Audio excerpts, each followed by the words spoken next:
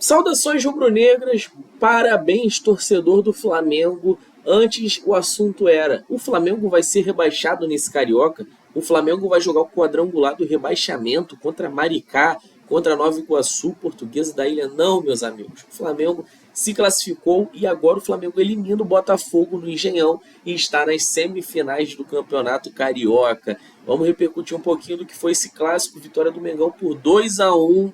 Mas antes de qualquer coisinha, eu vou pedir ajuda para vocês, tá? Se inscrevam aqui no meu canal, deem like no vídeo, a sua ajuda é de graça e fortalece demais o meu trabalho, que é produzir conteúdos de futebol aqui para você. Então eu vou pedindo essa ajuda e sem mais enrolação, vamos para o vídeo. Rapaziada, o que acontece? Acabou agora há pouco, tá? No Engenhão, Flamengo e Botafogo se enfrentaram. Não foi um grande jogo de bola, mas no final das contas, para a alegria da torcida do Flamengo, o Flamengo venceu o Botafogo. É a quinta vitória consecutiva do Flamengo, tá? Ano passado já tinha sido um 3-0 lá dentro do Engenhão e agora o Flamengo elimina o Botafogo na casa do rival. Não era de se esperar um grande público, né? Vale lembrar que estamos no final de semana de carnaval no Rio de Janeiro, a cidade entupida de turistas, todo mundo virando noite na rua, de manhãzinha curtindo bloco, praia, tá um solzão sinistro no Rio de Janeiro. Então já era de se imaginar que não fosse lá um dos grandes públicos. Mas ainda assim um público bem interessante. Gostei bastante de ver o estádio dividido 50-50, torcedores do Flamengo de um lado, do Botafogo do outro. E dentro de campo foi um jogo quente, tá? Um jogo com muitas falhas, muitos erros, mas foi um jogo bem animado. Dentro do que era de se esperar num jogo como esses, o Botafogo até surpreendeu na minha escalação, porque de acordo com o que eu tinha lido, o que eu via, o Botafogo vai ter uma semana bem decisiva agora na Libertadores, né? Vai ter que jogar lá na altitude contra o Potosí. Mas o Anselmi entrou com força máxima, ou pelo menos próximo do time ideal que ele viu o Botafogo de titular, né? Nós vimos o Botafogo começar com o Montoro, começar com outros jogadores em campo, enquanto o Flamengo foi com um time um pouco mais diferente, né? Não é que se falar que é um time reserva, mas era um time misto do Flamengo. O goleiro André, que não é o titular, né? O titular é o Rossi. O André começa agarrando, o Emerson Royal ganha nova chance na lateral direita, você vê o Vitão ali agora sim jogando, eu vinha cobrando isso, que precisava mais de ver o Vitão em campo. Léo Ortiz estava muito mal. E o Flamengo muito mexido, Ayrton Lucas, aí você vê o Carrascal, Gonzalo Plata, Bruno Henrique, são jogadores que não são titulares, né? No banco tinha Pedro, tinha o Arrascaeta, então era o Flamengo um pouco mais mexido para o jogo, o que de início me causou uma certa preocupação. Com o desenrolar da partida, nós fomos ver o Flamengo um pouco melhor no primeiro tempo, tentando mais, saindo com o Samuel Lino, saindo com o Carrascal, e o Botafogo apostando nos contra-ataques, o Botafogo tentando ali de alguma maneira responder ao Flamengo, mas o Flamengo conseguiu sair na frente, com um gol que foi especial demais, porque o Lucas Paquetá, ele retornou ao Flamengo, veio do futebol europeu, lá da Inglaterra, sem pré-temporada, saindo do West Ham numa temporada dificílima do time lá brigando contra o rebaixamento.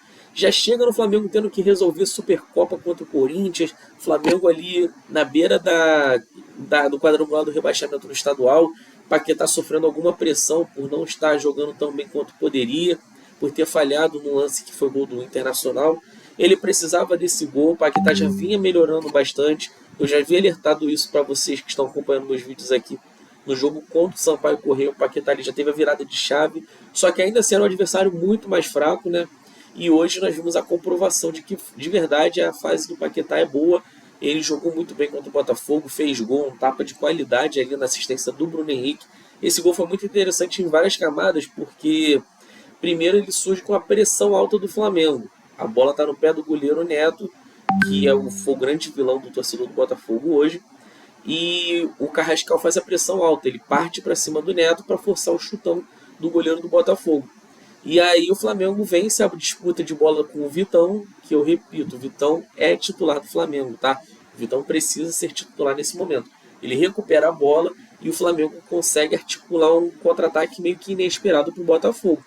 Ali você vê o Bruno Henrique pegando a bola e dando assistência para o Paquetá na entrada da área, só chapar para o canto do gol, e aí o Flamengo sai na frente. O gol de extrema técnica do Paquetá, apesar de não ser um golaço, a bola não foi no ângulo, não foi um chutaço e tal. Ele bate colocadinho na bola, mostrando muita técnica, e o Flamengo sai na frente.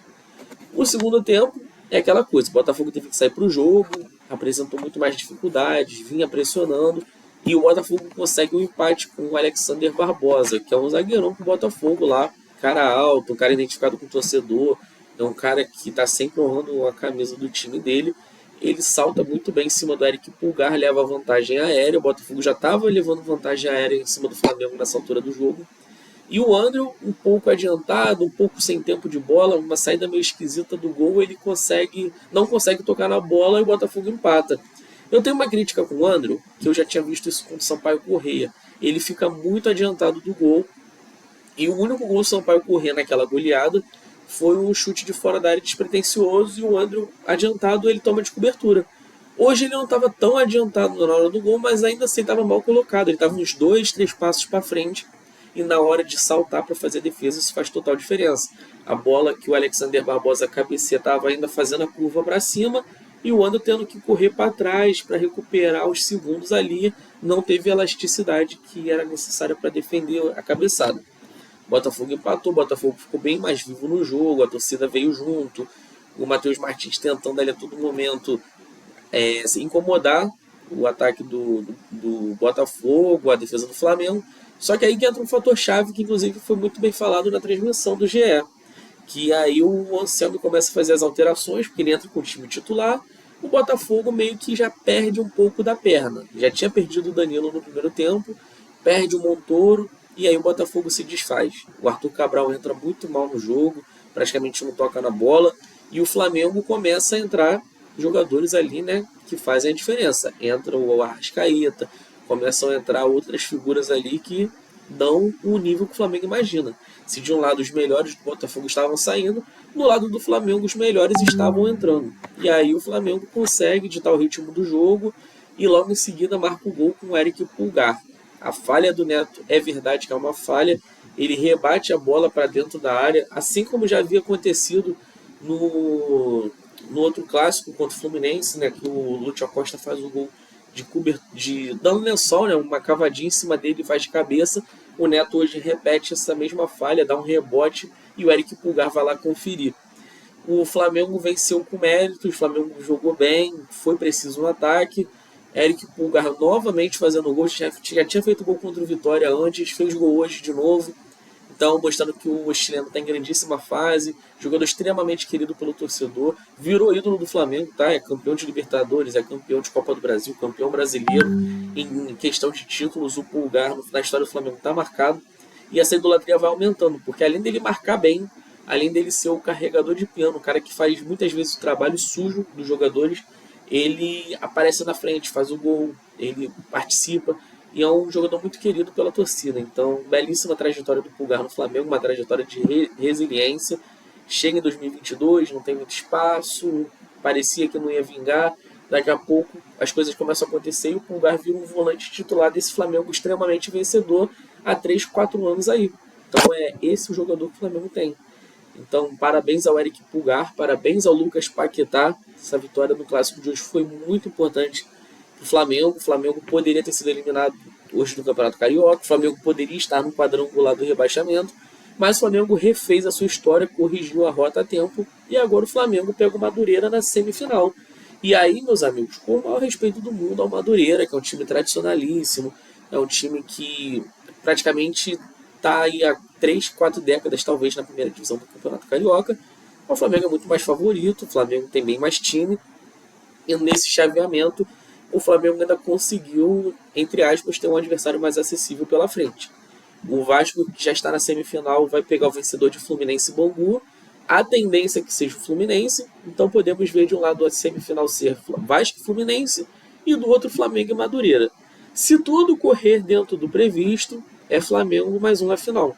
Provavelmente Fluminense, ou ainda que seja o Vasco, o Flamengo entra em campo como relativamente um bom favorito ao título. Mas um passo de cada vez, tem semifinais, o jogo contra o Madureira ainda nem aconteceu, não dá para prever ainda. O Flamengo tem agora a Recopa contra o Lanús pela frente, a gente sabe que o Campeonato Carioca é imprevisível, não à toa a Madureira está na semifinal, o Flamengo conseguiu essa reviravolta no meio do caminho, mas é o Flamengo com um caminho bem acessível para esse tricampeonato. O Flamengo foi campeão 2024 contra o Nova Iguaçu, campeão ano passado contra o Fluminense, pode ser tricampeão esse ano, a depender de como vai ser essa semifinal e possivelmente uma final. Se o papel, né, a parte teórica, a parte técnica prevalecer, teremos provavelmente mais um Fla-Flu na final. Flamengo e Fluminense decidindo os últimos campeonatos cariocas com larga vantagem comparado a outros clássicos. Foi em 2025, foi lá em 2020, 21, 22, 23, foi em 2017. Então, assim, nos últimos anos, praticamente, o campeonato carioca fica entre Flamengo e Fluminense. E o Flamengo tem levado vantagem nos últimos anos. É de se animar, o Flamengo tem uma melhora nos resultados, mas ainda a performance está longe do ideal. O Flamengo, digamos, não está predominando como era no ano passado. O Flamengo tem sofrido, sofreu contra o Vitória, sofreu hoje, mas se sofrer e vencer, ok. Não pode era perder como estava perdendo no começo do ano. Mas só de já ter essa virada de chave é importantíssimo para o time, importantíssimo para a sequência do trabalho do Filipe Luís, para os jogadores que estão chegando, o Lucas Paquetá, o Vitão, o próprio André, possíveis novos jogadores. Gostei também de uma observação hoje, que até comentei aqui com alguns amigos durante a partida, que era: o Filipe Luís não usou o Pedro hoje, e o Flamengo venceu, e venceu com um gol de bola aérea. Isso talvez seja um sinal. Talvez o Filipe Luís não tenha usado o Pedro por conta do sintético, o Pedro tem tido problemas físicos, quase não joga 90 minutos há muito tempo, mas também por questões técnicas, né? O Pedro não está bem, o Pedro não está 100%, o Pedro muitas das vezes tem cometido erros técnicos, né? Mas foi um jogo importante do Flamengo, e o Flamengo tinha o Pedro à disposição e não usou. Então fica até essa curiosidade aí para saber como que vai ser daqui para frente, se de fato o Pedro perdeu a vaga de titular, né? Se veremos mais do Bruno Henrique de centroavante, se o Flamengo vai apostar de novo no esquema tático sem um 9 fixo, com Gonzalo Plata, com Samuel Lino, com Luiz Araújo talvez. Então assim, é o Flamengo um pouco mais imprevisível, é o Flamengo que vai ter que ser mais criativo para superar seus adversários, porque é normal, rapaziada, o time que ganha tudo no ano, no outro ano os adversários melhoram e se aperfeiçoam para bater de frente contra esse time. E o Flamengo é o time a ser batido no Brasil. Todo mundo vai enfrentar o Flamengo como se fosse uma final de Copa do Mundo. Então é importantíssimo o Flamengo se reinventar para justamente não ficar comendo poeira. O Flamengo conseguiu se reinventar, conseguiu recolocar o time no eixo, nos rumos, e o Flamengo vai para a semifinal do Campeonato Carioca, pegando um adversário bem acessível para a grande final. Então é isso, mais uma vez, parabéns ao Clube de Regatas do Flamengo, parabéns Filipe Luís, parabéns Eric Pulgar, grandíssima fase, Lucas Paquetá, merecidíssimo esse gol, voltou para o Flamengo pelo coração, pelo amor, pelo carinho, e estava jogando mal, foi criticado, então agora voltou a jogar bem, merece os elogios, e é o Flamengo muito próximo da final do estadual. Se você ficou até aqui, repito, rapaziada, se inscrevam no meu canal, comentem também o que vocês acharam da partida de hoje e me sigam para mais conteúdos assim. Eu sou o Gabriel, todo dia futebol por aqui no canal Papo de Boleiro. Tamo junto, pessoal.